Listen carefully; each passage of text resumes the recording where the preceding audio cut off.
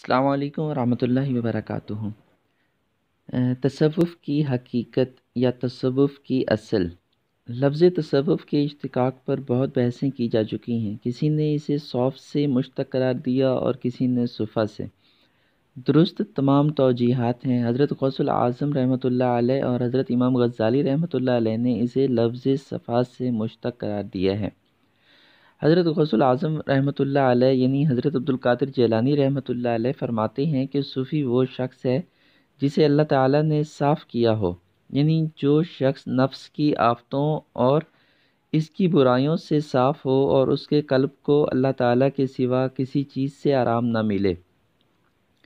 لیکن اگر اسے صفا والوں سے بھی مشتق قرار دیا جائے تب بھی کوئی حرج نہیں، کیونکہ صفا والے وہ بزرگ تھے جنہوں نے سب سے پہلے نبوی یونیورسٹی یا نبوی خانقاہ میں تعلیم تصوف حاصل کی تھی۔